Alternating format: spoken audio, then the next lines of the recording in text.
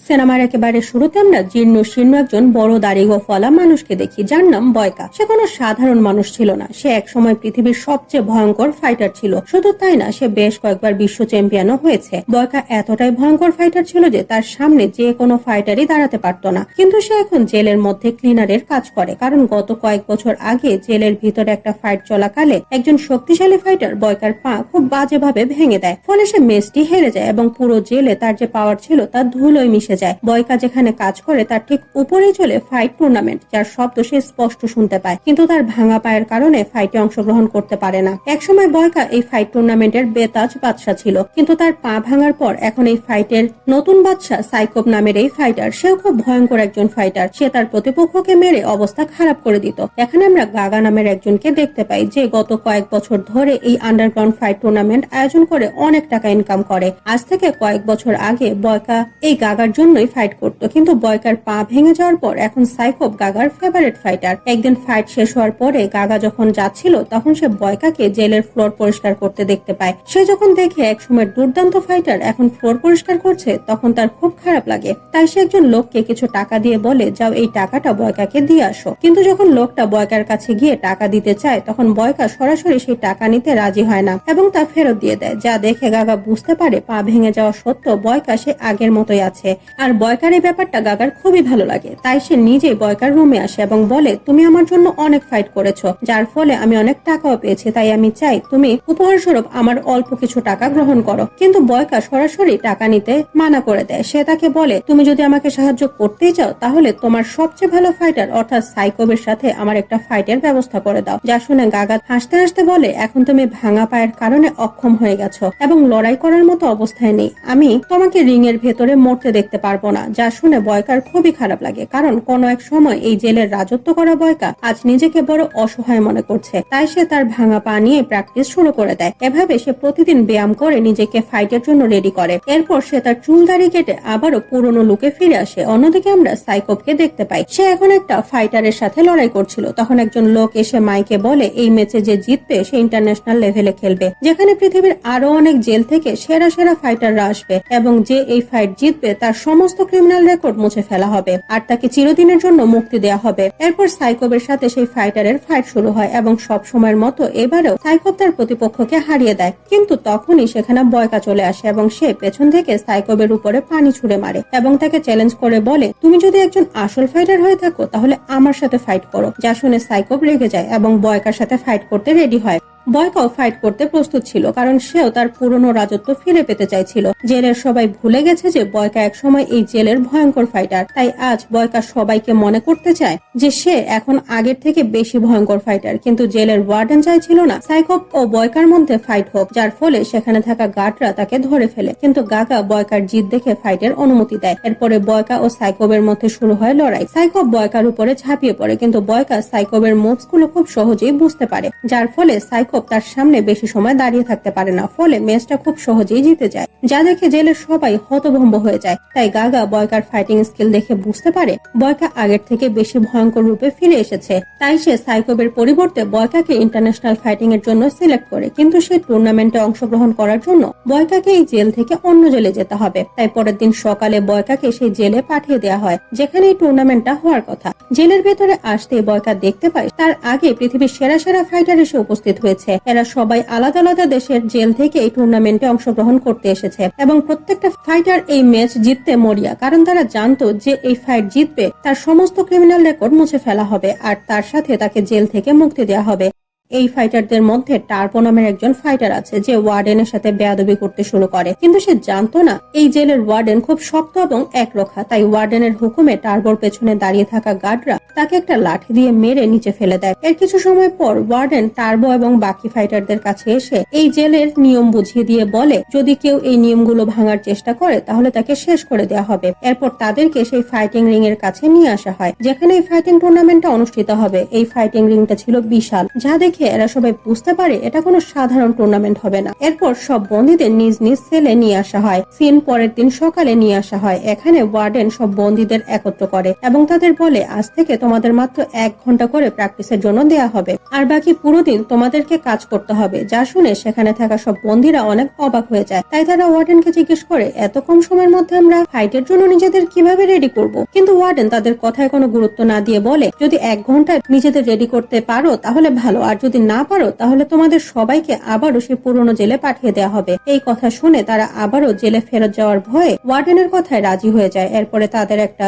Mining এর কাজে নিয়ে যাওয়া হয়। এখানে তারা বড় বড় পাথর ভাঙার কাজ করে। কাজ করার সময় হঠাৎ টার্বো এবং বয়কার মধ্যে কথা কাটাকাটি শুরু হয়ে যায়। ঝগড়ার এক পর্যায়ে তারা যখন একজন আরেকজনকে মারার জন্য তেড়ে আসে, ঠিক তখনই সেখানে কয়েকজন গার্ড এসে তাদের থামায়। এরই মধ্যে সেখানে থাকা বন্দীর একজন ফাইটারকে দেখতে পায়। এই কয়েদির নাম ডলার। ডলার খুব শান্তিতে ছায়ায় বসে বিশ্রাম নিচ্ছিল। তাকে ভিআইপি ট্রিটমেন্ট দেওয়া হচ্ছিল এবং কোনো গার্ড তাকে কাজ করার কথা বলছিল না, যা দেখে সবার অনেক রাগ হয়। কিন্তু তাদের কিছুই করার ছিল না, তাই তারা আবারও পাথর ভাঙতে শুরু করে। কাজ করতে করতে সন্ধ্যা নেমে আসে। এরপর কয়েকজন গার্ড তাদের গাড়িতে করে আবারও জেলে নিয়ে আসে। সেখানে তাদের প্র্যাকটিসের জন্য মাত্র 1 ঘন্টা সময় দেওয়া হয়। তখনই আমরা ডলারকে দেখতে পাই, যার কাছে ওয়ার্ডেন এসে একটা কৌটায় কিছু ড্রাগস দেয়। এগুলো পারফরমেন্স বাড়ানোর জন্য ছিল, যা নেয়ার পর ডলারের শরীরে আরো বেশি শক্তি চলে আসবে এবং সে সহজেই তার প্রতিপক্ষকে হারিয়ে দিতে পারবে। এবার সে দিনটা চলে আসে যেদিন টুর্নামেন্ট শুরু হওয়ার কথা। তাই সারা পৃথিবীতে বাজি ধরা শুরু হয়ে যায়। সবাই তাদের পছন্দের ফাইটারের উপরে টাকা লাগায়। এরপরে প্রথম ফাইট শুরু হয়। এখানে আমরা প্রথম ফাইটারকে দেখতে পাই, যার নাম সিলভা। সিলভা খুব ভালো একজন ফাইটার,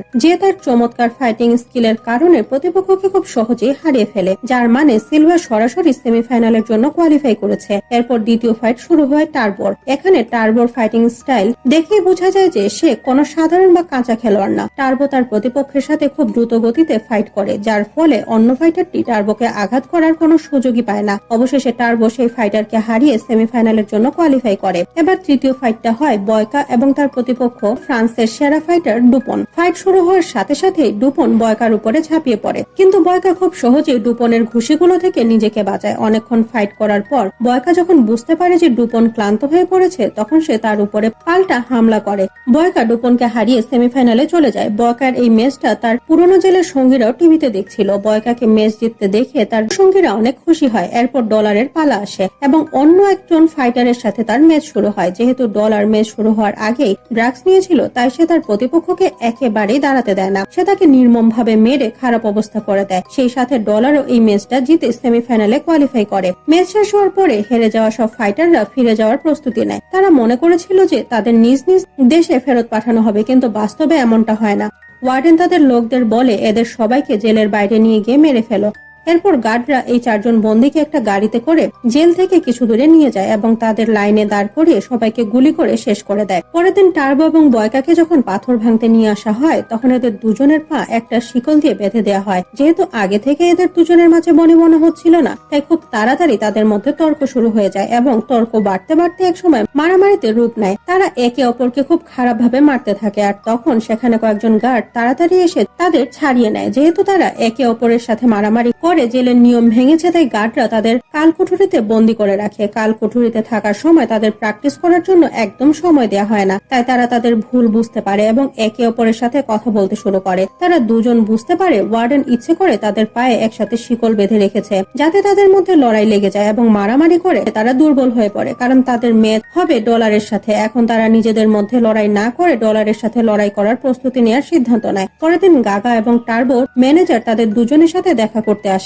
এখানে টার্বো এবং বয়কা তাদের জানায় যে তাদের সাথে অন্যায় আচরণ করা হচ্ছে। তাদের দিয়ে প্রতিনিয়ত বড় বড় পাথর ভাঙার কাজ করানো হয়, অথচ তারা ফাইটার এবং তাদের ফাইটের জন্য প্রস্তুতি করতে হবে, কিন্তু তাদের প্রস্তুতির জন্য কোনো সুযোগ দেওয়া হচ্ছে না, বরং তাদের সাধারণ মজুরের মতো কাজ করানো হচ্ছে। এই কথা শুনে গাগা এবং টার্বোর ম্যানেজার অনেক রেগে যায়, তাই তারা সোজা ওয়ার্ডেনের অফিসে আসে। এখানে ওয়ার্ডেন তাদের পরিচয় করিয়ে দেয় রিজো নামের এক লোকের সাথে। রিজো হলো জর্জিয়ার সবচেয়ে বড় মাফিয়া ডন এবং রিজোই এখানকার ইন্টারন্যাশনাল ফাইট টুর্নামেন্ট আয়োজন করে, অর্থাৎ পুরো টুর্নামেন্টের কন্ট্রোল তার হাতে। রিজোর ফাইটার অন্য কেউ নয় বরং ডলার। এই কারণে ডলারকে এখানে ভিআইপি ট্রিটমেন্ট দেওয়া হচ্ছে। এখানে গাগা তাদের জিজ্ঞেস করে আমাদের ফাইটারদের ফাইটারদের সাথে এমন আচরণ কেন করা হচ্ছে। তখন মাফিয়া ডন গাগাকে বলে, এইসব ইচ্ছে করেই করা হচ্ছে। আমি ওয়ার্ডেনকে বলেছি বাকি সব ফাইটারকে দিয়ে কাজ করাতে, যাতে তারা দুর্বল হয়ে যায় আর ফাইনালে ডলারের সামনে কেউ বেশিক্ষণ টিকতে না পারে। মাফিয়া ডন তাদের এটাও জানে যে টুর্নামেন্ট শুরু হওয়ার আগেই এর বিজয় নির্ধারণ করা হয়ে গেছে, আর সেই বিজয়ী আর কেউ নয় বরং তার ফাইটার ডলার। তাই সে গাগাদের প্রস্তাব দিয়ে বলে, যদি তোমরা বেশি টাকা পেতে চাও তাহলে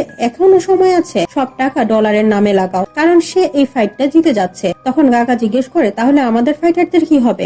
জবাবে মাফিয়া বলে, নিজেদের ফাইটারদের কথা ছাড়ো, আর কত টাকা তোমাদের কাছে আছে সেটার কথা চিন্তা করো। এই কথা শুনে এরা দুজন বেশি টাকার লোভে নিজেদের ফাইটারদের মৃত্যুর মুখে ফেলে মাফিয়া ডনের সাথে হাত মিলায়। অন্যদিকে আমাদের বয়কা এবং টার্বোকে দেখানো হয়, যারা ধীরে ধীরে একে অপরের সাথে কথা বলতে শুরু করেছে। এখন তারা বেশিরভাগ সময় একসাথে কাটাচ্ছে, কারণ তারা বুঝতে পেরেছে এরা যদি ফিট থাকে তাহলে ডলারের অবস্থা খারাপ হয়ে যাবে। তাই তারা দুজন প্ল্যান করে, যখন তাদের মাইনিং এর জন্য নিয়ে যাওয়া হবে তখন সেখানেই প্র্যাকটিস করবে। পরের দিন যা কথা তাই কাজ। তারা তাদের প্ল্যান অনুযায়ী মাইনিং এর জায়গায় এসে ভারী পাথর তুলতে প্র্যাকটিস করতে শুরু করে। কিন্তু প্র্যাকটিসের এক সময় যখন বয়কা একটা পাথর তুলতে যায়, তখন হঠাৎ করে আবারও বয়কার হাঁটুতে সে পুরনো ব্যথা শুরু হয়ে যায়, যা টার্বো বুঝতে পারে। এরপরে টার্বো তাকে কিছু ভেষজ লতা পাতা দিয়ে বলে, এটা তেলের মতো করে হাঁটুতে লাগাতে হবে, এতে তার হাঁটু তাড়াতাড়ি ঠিক হয়ে যাবে। বয়কা তার এই সাহায্যের জন্য বেশ খুশি হয়। এখানে আমরা দেখতে পাই তাদের দুজনের মধ্যে কোথাও না কোথাও একটা শক্ত বন্ধুত্ব তৈরি হতে শুরু করেছে। তারা দুজন একসাথে বসে খাবার খায় এবং জেলের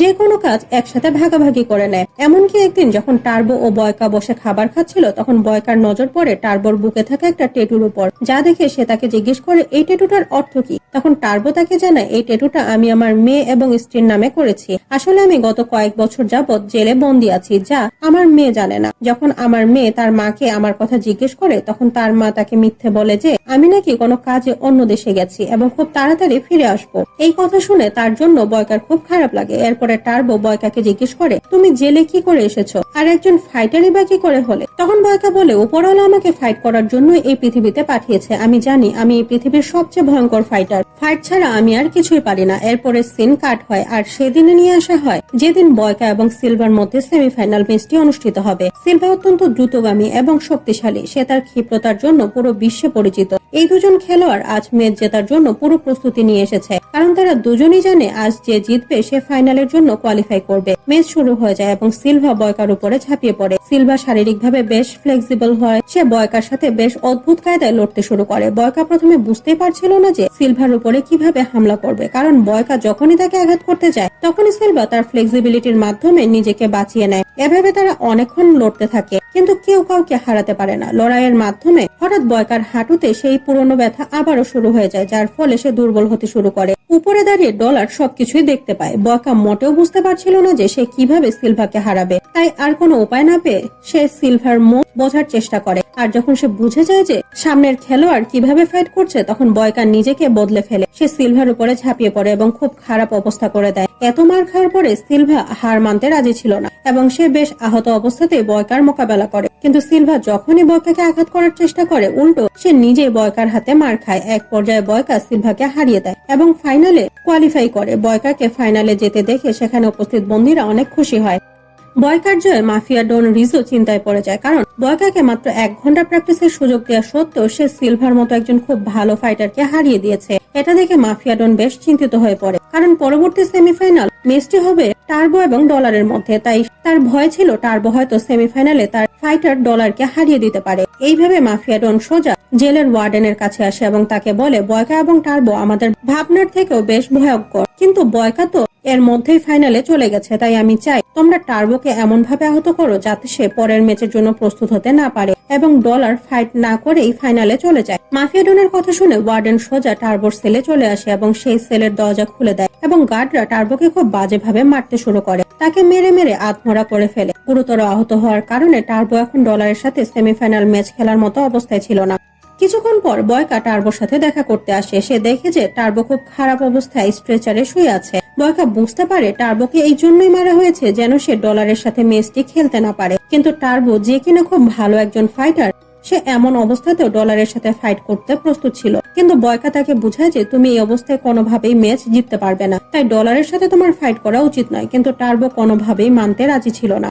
এরপর বয়কা ফিরে এসে আবারও প্র্যাকটিস করতে শুরু করে। তখন তার কাছে ডলার আসে এবং বয়কাকে উপহাস করে বলে, আমি জানি যে তুমি এর আগে জেলের সুইপারের কাজ করতে, তাই একজন সুইপার কখনো আমার মোকাবেলা করতে পারবে না। এতে বয়কা অনেক রেগে যায়, কিন্তু সে তার রাগ নিয়ন্ত্রণ করে বলে, সেটা তো ফাইটিং রিংয়েই বোঝা যাবে যে আমি তোমার মোকাবেলা করতে পারবো কিনা। পরের দিন সকালে তাদের আবারও পাথর ভাঙার কাজে লাগিয়ে দেওয়া হয়। এখানে বয়কা দেখে টার্বোর অবস্থা খুব খারাপ।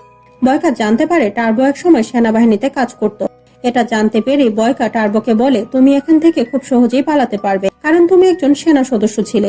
যদি তুমি এখান থেকে না পালাও তাহলে এরা তোমাকে মেরে ফেলবে। কিন্তু টার্বো এখান থেকে পালাতে রাজি ছিল না। সে বলে, আমি পিঠ দেখিয়ে পালাতে চাই না, আমার নিজের উপরে পুরো বিশ্বাস আছে আমি এই অবস্থাতেও ডলারকে হারাতে পারবো। তাছাড়া আমি যদি হেরেও যাই তবে আমাকে আবারও পুরনো জেলে ফেরত পাঠিয়ে দেওয়া হবে। এই কথা শুনে পাশে দাঁড়িয়ে থাকা এক বৃদ্ধ বন্দী বলে, তুমি কি জানো এখানে মানুষের সাথে কি হচ্ছে? এখানে ম্যাচ হারার পর ফাইটারদের জেলে ফিরিয়ে নিয়ে যাওয়ার বাহানায় জেলের বাইরে নিয়ে গিয়ে তাদের মেরে ফেলা হয়। এই কথা শুনে টার্বো ভয় পেয়ে যায়, কারণ টার্বোর স্ত্রী এবং তার মেয়ে তার ফেরার অপেক্ষা রয়েছে। তাই টার্বো শেষমেশ সেখান থেকে পালাতে রাজি হয়ে যায়। এবার যে শিকল দিয়ে তাদের বেঁধে রাখা হয়েছিল, বয়কা একটা হাতুড়ি তুলে সেটা ভাঙতে শুরু করে, কিন্তু এমনটা করতে দেখে গার্ডরা ছুটে তার কাছে আসে। এরপরে টার্বো এবং বয়কা সেই গার্ডদের সাথে লড়তে শুরু করে এবং অনেক গার্ডকে মারার পরে এরা একজনের কাছে শিকলের চাবি পায়। সেই চাবি দিয়ে বয়কা টার্বোর পায়ের শিকল খুলে দেয় এবং টার্বো সেখান থেকে পালিয়ে যায়। টার্বোকে পালাতে সাহায্য করার অপরাধে গার্ডরা বয়কার কাছে আসে এবং তাকে খুব বাজেভাবে মেরে অজ্ঞান করে দেয়। বয়কার যখন জ্ঞান ফিরে তখন সে নিজেকে একটা সেলের ভেতরে শিকল বাঁধা অবস্থায় পায়। কিছুক্ষণ পরে বয়কার কাছে জেলের ওয়ার্ডেন এবং মাফিয়া ডন আসে।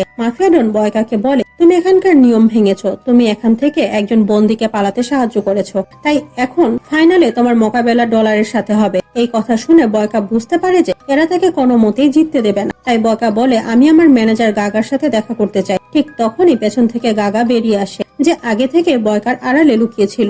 গাগা বয়কাকে বলে, আমি তোমার থেকে টাকাকে বেশি ভালোবাসি। এই কথা শুনে বয়কা বুঝতে পারে গাগাও এদের সাথে হাত মিলিয়েছে এবং তাদের সাথে বিশ্বাসঘাতকতা করেছে। যেহেতু টার্বো পালিয়েছে তাই ডলার এখন সোজা ফাইনালে চলে গেছে এবং তার মোকাবেলা হবে বয়কার সাথে। এই ম্যাচ দেখার জন্য পুরো পৃথিবীর মানুষ অধীর আগ্রহ নিয়ে বসেছিল। সব জায়গায় তারা তাদের পছন্দের খেলোয়াড়দের উপরে টাকা লাগাচ্ছিল, কিন্তু এখানকার যারা বড় মাপের জুয়ারি তারা সবাই ডলারের উপরে টাকা লাগায়, কারণ তারা আগে থেকেই জানে যে এই ম্যাচটা ফিক্স এবং ডলারই জিতবে। অবশেষে এই ম্যাচটা শুরু হয়ে যায়। ডলার তার আসল খেলা শুরু করে এবং খুব ক্ষিপ্রতায় বয়কার উপরে ঝাঁপিয়ে পড়ে।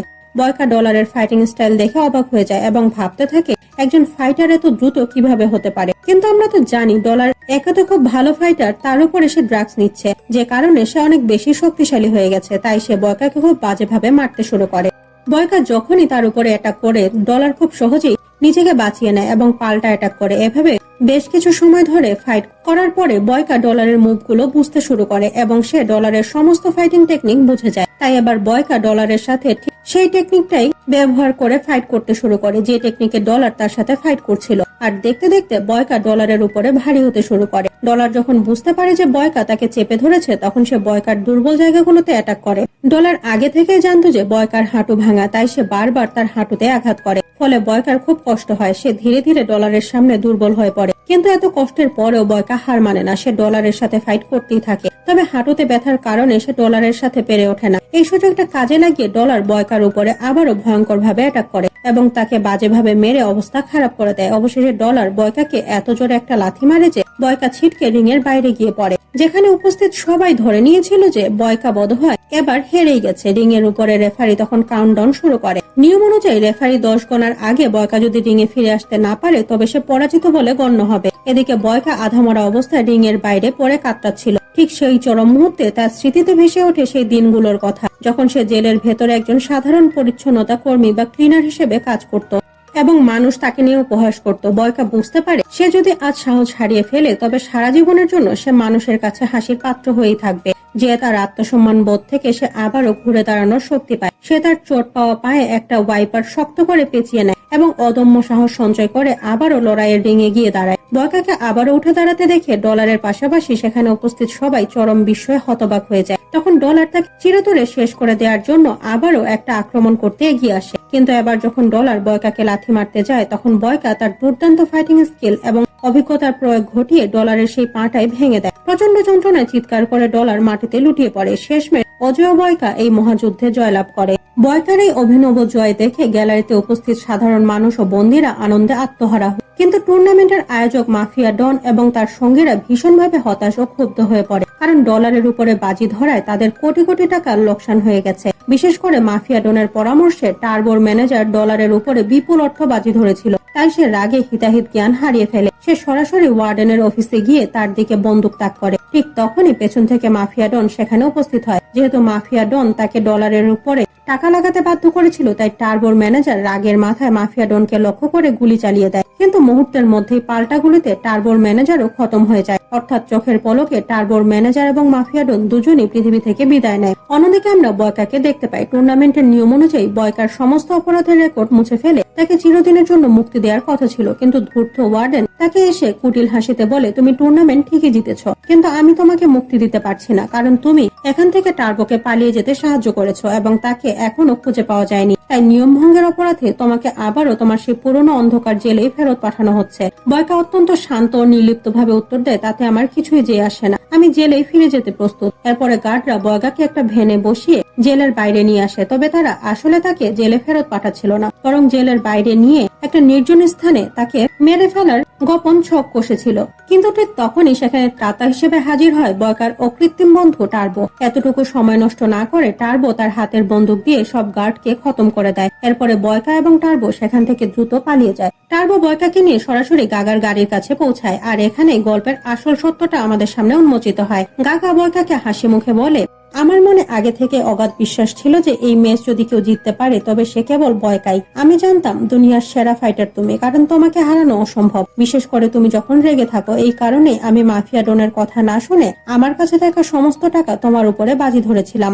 আজ তোমার অসাধ্য সাধনের কারণে আমি বিপুল অর্থের মালিক হয়েছি। যেহেতু গাগা প্রচুর টাকা জিতেছে, তাই সে কৃতজ্ঞতা স্বরূপ একটা সুটকেস ভর্তি টাকা বয়কার হাতে তুলে দেয় এবং তাকে চিরদিনের জন্য মুক্ত করে দেয়। এরপরে একটা জনমানবহীন ফাঁকা জায়গায় গাড়ি থামানো হয়, যাতে বয়কা সেখান থেকে স্বাধীনভাবে নিজের গ্রামের দিকে চলে যেতে পারে। তবে বিদায় নেওয়ার আগে টার্বো বয়কাকে আবেগে জড়িয়ে ধরে ধন্যবাদ জানায়, কারণ বয়কার কারণেই আজ সে মুক্ত হয় আর বেঁচেও যায়। যাওয়ার আগে টার্বো মুচকি হেসে বয়কাকে একটা মজার চ্যালেঞ্জ দিয়ে বলে, ভবিষ্যতে হয়তো আমাদের দুজনের মধ্যে একটা লড়াই হতে পারে, যাতে প্রমাণ হবে আমাদের মধ্যে প্রকৃত শ্রেষ্ঠ ফাইটার কে। এটা বলে টার্বো গাড়িতে উঠে গাগার সাথে চলে যায়, আর বয়কা সেই টাকা ভর্তি সুটকেস হাতে নিয়ে পরম তৃপ্তিতে তার গ্রামের পথে রওনা দেয়। গল্পের শেষে দেখা যায় দীর্ঘ লড়াই আর ত্যাগের পর বয়কার ক্লান্ত মুখে একরাশ শান্তির হাসি ফুটে উঠেছে। আর এভাবে এই অসাধারণ মুভিটার সমাপ্তি ঘটে।